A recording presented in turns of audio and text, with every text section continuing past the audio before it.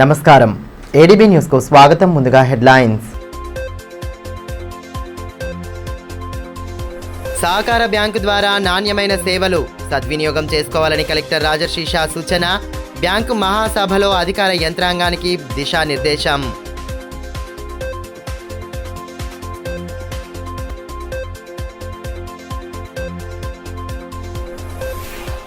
రైతుల ఇక్కట్లను పరిష్కరించేలా సత్వర చర్యలు తీసుకోవాలి. జైనత్ మార్కెట్ యార్డును సందర్శించిన మాజీ మంత్రి జోగురామన్న. శనగ కొనుగోళ్లలో పరిమితి పెంచాలని డిమాండ్. జిల్లా సహకార కేంద్ర బ్యాంకు అభివృద్ధికి ప్రతి ఒక్కరూ కృషి చేయాలని జిల్లా కలెక్టర్ బ్యాంకు పర్సన్ ఇన్ఛార్జ్ రాజర్షి షా అన్నారు. గురువారం స్థానిక జిల్లా సహకార కేంద్ర ప్రధాన కార్యాలయంలో 98వ మహాసభ కలెక్టర్ అధ్యక్షతన ఘనంగా నిర్వహించారు. ఈ సందర్భంగా బ్యాంకు ఆర్థిక స్థితిగతులు, బడ్జెట్ అంచనాలు, ఉద్యోగుల వేతన సవరణ ఒప్పందాలపై సుదీర్ఘంగా చర్చించారు. ఈ సమీక్షా సమావేశంలో CEO Ravikumar, GM Suryaprakash, DR OSD Simhachalam, senior అధికారులు, పిఏసిఎస్, పిఐసి చైర్మన్లు, నాబార్డ్ బ్యాంకు అధికారులు, సిబ్బంది తదితరులు పాల్గొన్నారు. అనంతరం కలెక్టర్ మాట్లాడుతూ బ్యాంకు నిర్వహణలో పారదర్శకతను పెంచేందుకు ఆధునిక సాంకేతికతను వినియోగించుకోవాలని అధికారులకు సూచించారు. ముఖ్యంగా బ్యాంకు వ్యయ నియంత్రణపై ప్రత్యేక దృష్టి సారించాలని ఆదేశించారు. బ్యాంకు ఖర్చులను తగ్గించి లాభాల బాటలో నడిపించేందుకు అవసరమైన చర్యలు తీసుకోవాలని అధికారులను దిశానిర్దేశం చేశారు. ఫ్యాక్స్ పరిధిలో రుణాల రికవరీ ఆశించిన స్థాయిలో లేని చోట ప్రత్యేక శ్రద్ధ వహించాలని, రికవరీ రేటును పెంచడం ద్వారానే బ్యాంకు బలోపేతం అవుతుందని స్పష్టం చేశారు. ఉమ్మడి ఆదిలాబాద్ జిల్లాలోని రైతులకు పెట్టుబడి సాయం అందించడంలో డీసీసీబీ కీలక పాత్ర పోషిస్తుందని తెలిపారు. సహకార సంఘాల బలోపేతం ద్వారానే గ్రామీణ ఆర్థిక వ్యవస్థ పురోగతిని సాధిస్తుందని వివరించారు. నానో యూరియా స్టాక్ను అధిక మొత్తంలో నిల్వ ఉంచుకోవాలని సూచించారు. పంట కొనుగోళ్లలో రైతులకు ఇబ్బంది తలెత్తకుండా అధికారులు తగు చర్యలు తీసుకోవాలని మాజీ మంత్రి బీఆర్ఎస్ జిల్లా అధ్యక్షులు జోగురామన్న డిమాండ్ చేశారు.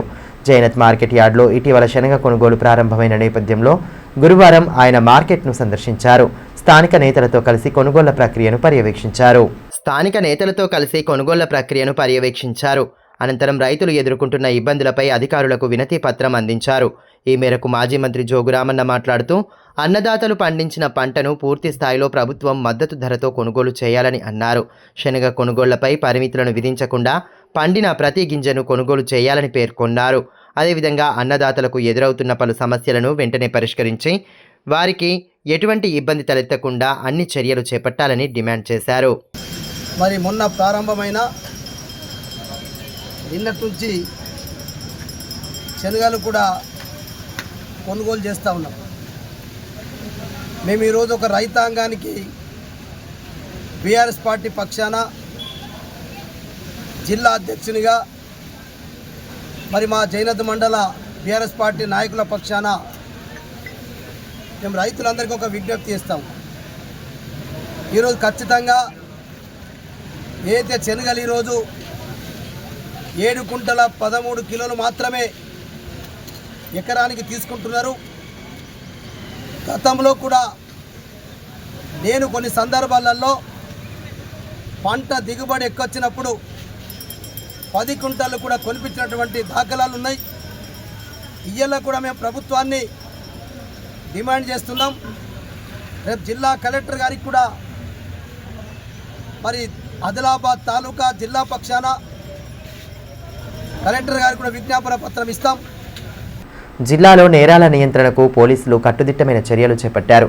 బుధవారం రాత్రి 9 గంటల నుంచి 12 గంటల వరకు జిల్లా వ్యాప్తంగా ఏకకాలంలో నాకాబందీ నిర్వహించారు. జిల్లా ఎస్పీ అఖిల్ మహాజన్ ఆదేశాల మేరకు 20 పోలీస్ స్టేషన్ల పరిధిలో 28 చెక్పోస్టులు ఏర్పాటు చేసి వాహనాల తనిఖీలు చేపట్టారు.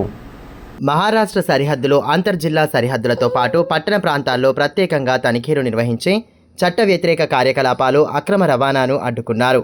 ఈ సందర్భంగా డ్రంక్ అండ్ డ్రైవ్ పై ప్రత్యేక దృష్టి సారించి 41 కేసులు నమోదు చేశారు. నంబర్ ప్లేట్ లేని 13 వాహనాలు స్వాధీనం చేసుకున్నారు. సరైన ధ్రువపత్రాలు లేని 3 ద్విచక్ర వాహనాలు, 3 ఆటోలు, 1 కారు, 1 కంటైనర్ను పోలీసులు స్వాధీనం చేసుకున్నారు. జైనత్ పిప్పర్వాడ చెక్పోస్ట్ వద్ద అక్రమంగా తరలిస్తున్న 2 బొలెరో వాహనాల్లో 6 ఎడ్లను పట్టుకున్నారు. ఆదిలాబాద్ పట్టణంలో స్వయంగా ఎస్పీ అఖిల్ మహాజన్ తనిఖీలు నిర్వహించి మైనర్లు వాహనాలు నడపకుండా హెచ్చరికలు జారీ చేశారు. డ్రంక్ అండ్ డ్రైవ్ పై ఆటో డ్రైవర్లు, ద్విచక్ర వాహనదారులను పరిశీలించి అవసరమైన చర్యలు తీసుకున్నారు. ఊట్నూర్ ఏఎస్పీ రుత్విక్ సాయి కొట్టే ఆదిలాబాద్ డీఎస్పీ ఎల్జీవన్ రెడ్డి, మావల ఎస్హెచ్ఓ రాహుల్ కాంత్ సహా సిఐలు, ఎస్ఐలు, సిబ్బంది తదితరులు పాల్గొన్నారు.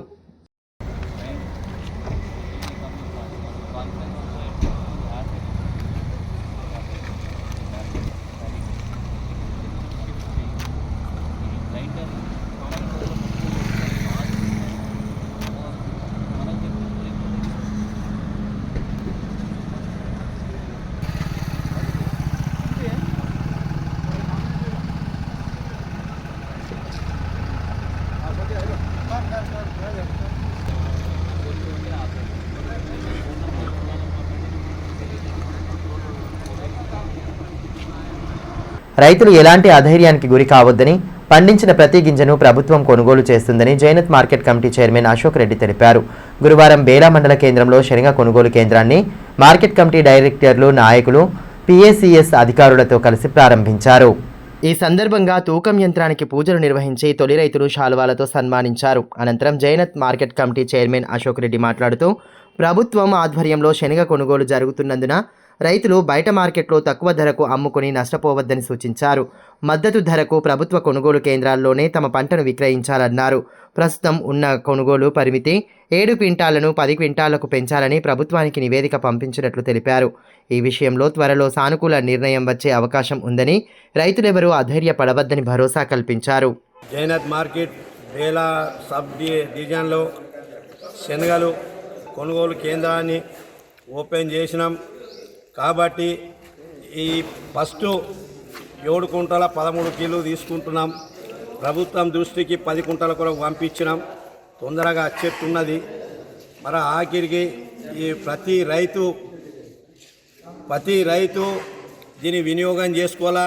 దళాలకు కానీ బయట కానీ అమ్ముకోకుండా ఓ 4 రోజులు వెనకనో ముందు అమ్ముకొని రైతులు వినియోగం చేసుకోవాలా. జాతీయ సేవా పథకం ప్రత్యేక శిబిరంలో భాగంగా ఉద్యాన పాలిటెక్నిక్ కళాశాల ఆధ్వర్యంలో అంకోలి గ్రామంలోని రైతు వేదికలో రైతు సదస్సు నిర్వహించారు.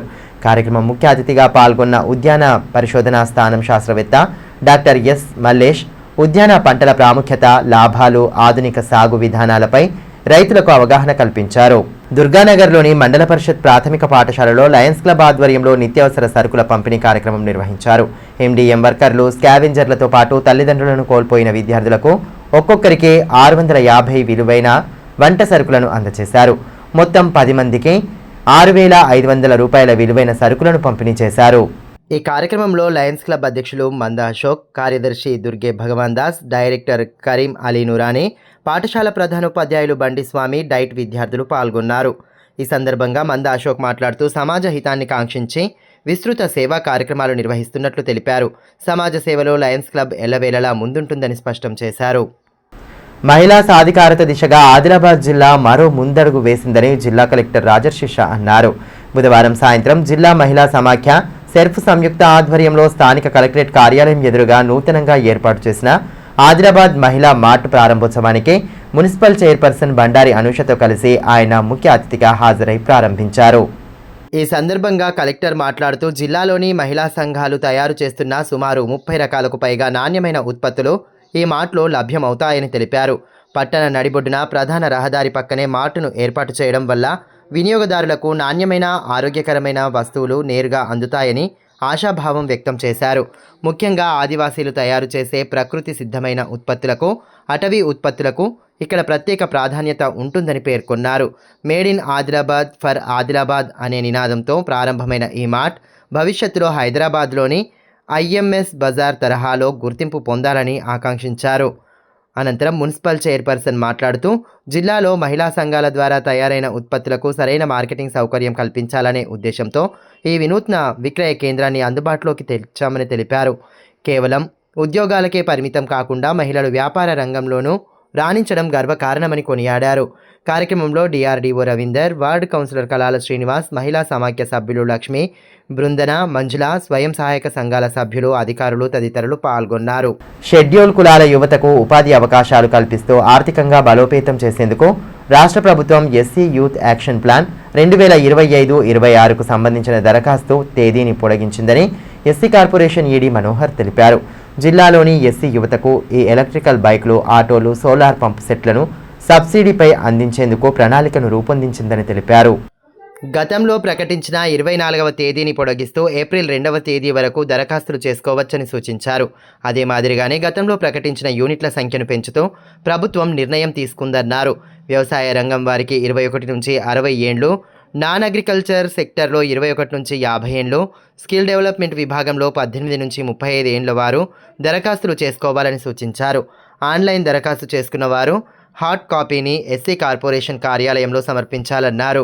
దరఖాస్తులు చేసుకున్న వారిలో జిల్లా కలెక్టర్ ఆధ్వర్యంలో అర్హులను ఎంపిక చేయడం జరుగుతుందన్నారు. ఏప్రిల్ 2వ తారీఖు వరకు పొడిగించడమైంది. దీంతో పాటుగా కొత్త యూనిట్స్ కూడా సెకండ్ ఫేజ్లో రిలీజ్ చేయడం జరిగింది. మనకు ఇంతకుముందు ఫస్ట్ ఫేజ్లో 90 ఎలక్ట్రికల్ స్కూటీలు, 45 ఆటోలు ప్లస్ 10 సమ్మర్సెబుల్ పంప్ సెట్స్ వచ్చినాయి. మనకి ఇప్పుడు ఈ కొత్త యాక్షన్ ప్లాన్లో భాగంగా ఇంకా కూడా 2 వీలర్స్ 26 యూనిట్స్, తర్వాత 3 వీలర్స్ 11 యూనిట్స్, అగ్రికల్చర్కి సంబంధించి డ్రోన్ సర్వీసెస్ కూడా ఇవ్వడం జరిగింది. తర్వాత హార్టికల్చర్కి సంబంధించి ఆయిల్ ఫామ్ కానీ లేదా పంటల్ కల్టివేషన్స్ కానీ కూడా వేసుకోవడానికి అవకాశం ఇవ్వడం జరిగింది. అలాగే ఇందులో భాగంగా మన మిల్క్ యానిమల్స్ అంటే బర్రెలు కొనుక్కోవడానికి కూడా ఇందులో మనకు బర్రెలు కొనుక్కోవడానికి కూడా అవకాశం ఇవ్వడం జరిగింది. దీనికి కూడా మన ఎస్సీ వాళ్ళు అప్లై చేసుకోవచ్చు. దీనికి సంబంధించింది ఎలక్ట్రిక్ స్కూటీలకు అయితేనేమో డ్రైవింగ్ లైసెన్స్ కావాలి కంపల్సరీగా. ఒకవేళ అగ్రికల్చర్ సెక్టార్ గిన మైనర్ ఇరిగేషన్ సెక్టార్లో గిన కావాలనుకుంటే వాళ్ళు కంపల్సరీగా పట్టా పాస్బుక్ని అప్లై చేయవలసి ఉంటుంది. ఈ వయసు వచ్చేసి ఎలక్ట్రిక్ యూనిట్స్ ఏవైతే మనకు వెహికల్స్ ఉన్నాయో 21 సంవత్సరాల నుండి 50 సంవత్సరాల వరకు అర్హులు అవుతారు. తర్వాత ఈ అగ్రికల్చర్ యూనిట్స్ ఏవైతే ఉన్నాయో 21 సంవత్సరాల నుంచి 60 సంవత్సరాల వరకు ఎలిజిబిలిటీ ఉంటుంది. కాబట్టి ఎవరైనా కూడా మన ఆదిలాబాద్ జిల్లాలోని అందరూ దీనికి అప్లై చేసుకుంటే దీన్ని 2వ తారీఖు తర్వాత వెరిఫై చేసి ఇవ్వడం జరుగుతుంది. ఈ సెకండ్ యూనిట్కి సంబంధించి ఏదైతే మీరు అప్లై చేస్తున్నారో వాటి అప్లికేషన్ దరఖాస్తుల్ని ప్రింటౌట్ తీసుకొని ఎంపీడీఓ ఆఫీస్లో సబ్మిట్ చేయాల్సిందిగా కోరుతున్నాం. దానికి సంబంధించిన డాక్యుమెంట్స్ అన్నీ మీరు అప్లై చేసి డాక్యుమెంట్స్ అన్నీ మొత్తం ఎంక్లోజ్ చేసి ఎంపీడీఓలోకి ఇస్తే అక్కడ నుంచి వెరిఫికేషన్ చేసి అక్కడ నుంచి జిల్లా కమిటీకి వస్తాయి. మన కలెక్టర్ గారి ఆధ్వర్యంలో ఈ జిల్లా సెలక్షన్ కమిటీ ద్వారా ఎంపిక చేయబడుతుంది. అందరికీ ముఖ్య సూచన ఏంటంటే మధ్యవర్తులను ఎవరిని నమ్మకండి, మధ్యవర్తుల ద్వారా ఎవరు రాకండి. మీరు స్వతహాగా మీ సేవా సెంటర్లలో అప్లై చేసుకొని మీరు దరఖాస్తుల్ని మా ఆఫీసులలో మీరు సబ్మిట్ చేస్తే మీకు ఎవరైతే ఎలిజిబుల్ ఉంటారో వాళ్ళకు శాంక్షన్ చేయడం జరుగుతుంది. కాబట్టి అందరూ అప్లై చేసుకోవాల్సిందిగా కోరుతున్నాం. దేశం కోసం ప్రాణాలను అర్పించిన ఇందిరాగాంధీ గురించి అసెంబ్లీ నిండు సభలో బీజేపీ ఎమ్మెల్యే పైడి రాకేష్ రెడ్డి అవమానకరంగా మాట్లాడడం బాధాకరమని మున్సిపల్ చైర్పర్సన్ బండారి అనూష అన్నారు. గురువారం డీసీసీ కార్యాలయంలో ఏర్పాటు చేసిన మీడియా సమావేశంలో టీపీసీసీ మాజీ ప్రధాన కార్యదర్శి గండ్ర సుజాత మహిళా నాయకురాళ్లతో కలిసి మాట్లాడారు. ఇందిరాగాంధీ గురించి ఆనాడు మాజీ ప్రధాని వాజ్పేయి అమ్మవారి స్వరూపంగా భావిస్తూ దుర్గామాతతో పోల్చారని గుర్తు చేశారు.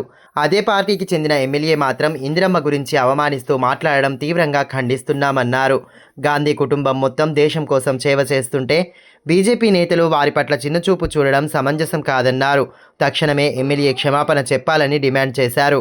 నిన్న నిండు అసెంబ్లీలో జరిగిన సంఘటన చాలా బాధాకరం.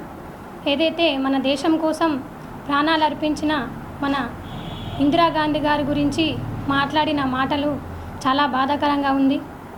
ఆనాడు అసెంబ్లీలో వాజ్పేయి గారు ఇందిరాగాంధీని ఏదైతే మన దుర్గామాతతో పోల్చినారు, అది ఆ వాళ్ళు కూడా బీజేపీ నాయకులైనా కూడా ఒక అమ్మవారి స్వరూపంగా భావించి ఆదిశక్తిగా వాళ్ళు కొలిచినా కూడా అదే పార్టీకి చెందిన నాయకులు కొందరు మాత్రం దిగజార్చాలని, మహిళ అనే ఒక చిన్న చూపుతో దిగజార్చాలని నిన్న నిండు సభలలో అవమానపరచడం జరిగింది. దానిని మేము తీవ్రంగా ఖండిస్తున్నాము. టీపీసీసీ మాజీ ప్రధాన కార్యదర్శి గండ్ర సుజాత మాట్లాడుతూ రాష్ట్రంలో ఇప్ప పువ్వు ఎక్కువగా ఉండడంతో దాని ద్వారా ఇప్ప పువ్వు సారా తయారు చేయాలనే ప్రతిపాదనపై అసెంబ్లీలో మాట్లాడుతుండగా బీజేపీ ఎమ్మెల్యే ఇందిరమ్మ పేరు మాత్రం పెట్టకండి అంటూ వ్యంగ్యంగా మాట్లాడడం సమంజసం కాదన్నారు. మహిళలను అగౌరవపరిచే విధంగా మాట్లాడిన బీజేపీ ఎమ్మెల్యే వెంటనే క్షమాపణ చెప్పాలన్నారు. పేదవారికి కూడు గూడు గుడ్డ పథకాలను అందజేస్తూ దేశ స్థాయిలో గుర్తింపు పొందిన మాజీ ప్రధాని ఇందిరాగాంధీని అవహేళన చేసేలా వ్యాఖ్యలు చేయడం సిగ్గుచేటని అన్నారు. నిన్న జరిగినటువంటి సమావేశంలో చేసినటువంటి వ్యాఖ్యల్ని కాంగ్రెస్ పార్టీ తీవ్రంగా ఖండిస్తుంది. ముఖ్యంగా మహిళా సోదరిమణులు దీన్ని తీవ్రంగా ఖండిస్తున్నాం. అసలు మహిళలంటే గౌరవం లేకుండా ఇందిరాగాంధీ దేశ ప్రధానిగా ఒక ఉక్కు మహిళగా స్వతంత్రం వచ్చిన తర్వాత పురుషులకు సమానంగా అంతకు మించి ప్రపంచ స్థాయిలో గుర్తింపు తెచ్చుకున్నటువంటి ఒక ఉక్కు మహిళగా పేరు తెచ్చుకున్నటువంటి మహిళ గురించి వ్యంగ్యంగా అసలు మొదలుగానటువంటి పరిశ్రమ ప్రపంచ స్థాయిలో వివిధ దేశాల్లో ఇప్పసారని తయారు చేస్తున్నారు. మన రాష్ట్రంలో కూడా ఇప్ప పువ్వు పుష్కలంగా దొరుకుతుంది. దాన్ని ఇప్ప పువ్వు నుంచి సారాన్ని తయారు చేయాలని చెప్పేసి ప్రతిపాదన వచ్చినటువంటి చర్చల్లో అనుచితంగా అవసరం లేని సందర్భంగా ఇందిరాగాంధీ పేరు పెట్టద్దని చెప్పేసి ఇంకా మంచి పేరు పెట్టుకుందామని చెప్పేసి మాట్లాడుతున్నారు వ్యంగ్యంగా. అది మాట్లాడుతున్నటువంటి సందర్భంలో వెనుక కూర్చున్నటువంటి బీజేపీ ఎమ్మెల్యేలు పక్కపక్క నవ్వుతున్నారు. ఎందుకు నవ్వుతున్నారో అర్థం కాదు వాళ్ళకు కూడా. మీరు ఈరోజు ఉన్నారు. ఆ రోజు వాజ్పేయి గారు ఇందిరాగాంధీని ఒక ఉక్కు మహిళగా దుర్గామాతగా పొగిడిరు. ఆ రోజు వాజ్పేయి గారు ప్రధానమంత్రిగా ఉంటే కనీస గ్రామాలకు కనీస సౌకర్యాలు కల్పించాలన్న ఒక సంకల్పంతో ప్రతి గ్రామానికి కనెక్టివిటీగా రోడ్లు వేసి చెప్పుకోదగింది. కానీ మీ మోడీ గారు వచ్చిన తర్వాత కానీ మీరు వచ్చిన తర్వాత కానీ ఏ గ్రామానికైనా ఏమైనా చేసిండ్రా? అసలు మీకు మాట్లాడే అర్హత లేదు. ఇంకా దానికి క్షమాపణ చెప్పకుండా మీకు తప్పు అనిపిస్తే నా వాక్యాల్ని తొలగించండి అని అంటున్నారు. మీకు తప్పు మాకు తప్పు కాదు. అసలు ఈ రాష్ట్రంలో ఉన్నటువంటి ప్రతి ఒక్కరికి కూడా ఇది తప్పు అనిపించే విధంగా ఉంది. వేసవి కాలంలో ఎండలు ముదురుతున్న దృష్ట్యా రేషన్ కార్డు లబ్ధిదారులకు ఒకేసారి 3 నెలల రేషన్ బియ్యం పంపిణీ చేయాలని కేంద్రం నిర్ణయించింది. ఏప్రిల్, మే, జూన్ 3 నెలలకు సంబంధించిన బియ్యం ఏప్రిల్ నెలలోనే పంపిణీ జరిగేలా చూడాలని రాష్ట్ర ప్రభుత్వాలకు కేంద్ర పౌర సరఫరాల శాఖ సూచనలు చేసింది. మార్చి ఆరంభంలోనే ఎండలు మండిపోతున్నాయి. దీంతో రాబోయే రోజుల్లో ఉష్ణోగ్రతలు మరింత నమోదయ్యే అవకాశాలున్నాయని ఇప్పటికే వాతావరణ శాఖ అంచనా వేసింది. ఈ నేపథ్యంలో రాబోయే ఎండలను దృష్టిలో ఉంచుకొని కేంద్రం లబ్ధిదారులకు 3 నెలల రేషన్ బియ్యం అందించాలని నిర్ణయించి ఆ దిశగా చర్యలు తీసుకోవాలని రాష్ట్ర ప్రభుత్వాలకు ఆదేశాలు కూడా జారీ చేసింది. జిల్లా వ్యాప్తంగా 355 రేషన్ షాపులుండగా అందులో 2,26,352 కార్డుదారులున్నారు. వీరికి 3 నెలలకు సంబంధించి 14,100 మెట్రిక్ టన్నులను బియ్యం అందుబాటులో ఉంచారు.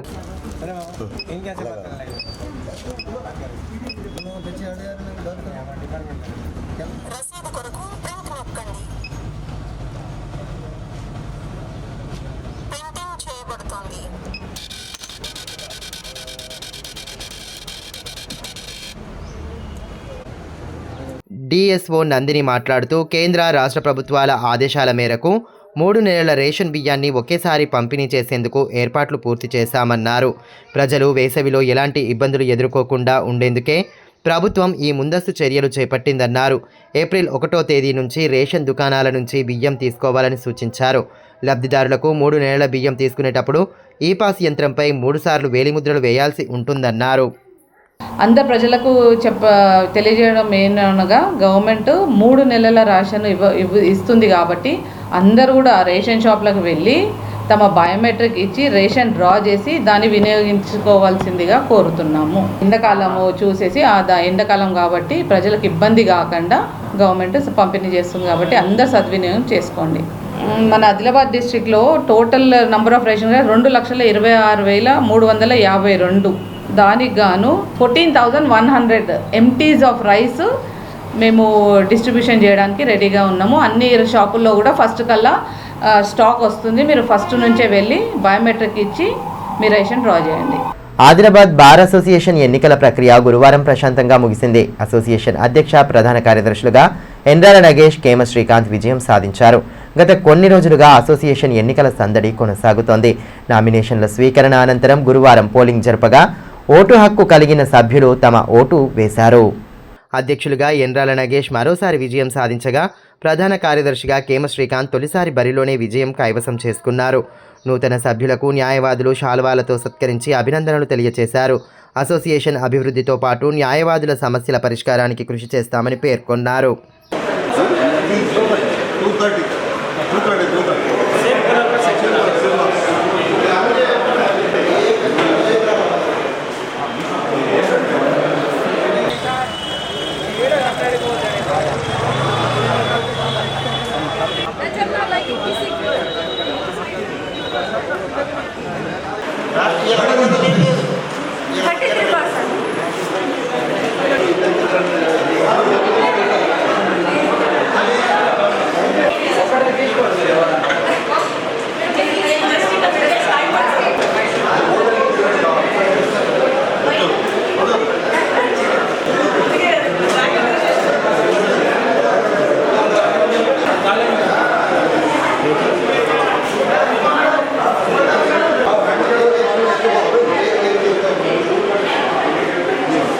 వార్తలు ముగించే ముందు హెడ్లైన్స్ మరోసారి. సహకార బ్యాంకు ద్వారా నాణ్యమైన సేవలు సద్వినియోగం చేసుకోవాలని కలెక్టర్ రాజర్షి షా సూచన. బ్యాంకు మహాసభలో అధికార యంత్రాంగానికి దిశానిర్దేశం.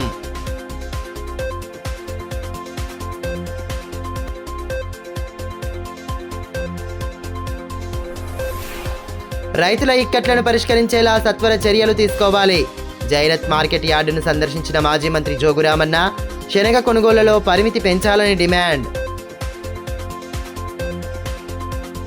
ఈ వార్తలు ఇంతటితో సమాప్తం. తిరిగి ప్రసారమయ్యే మరో బులెటిన్లో మళ్ళీ కలుసుకుందాం. అంతవరకు సెలవు. నమస్కారం.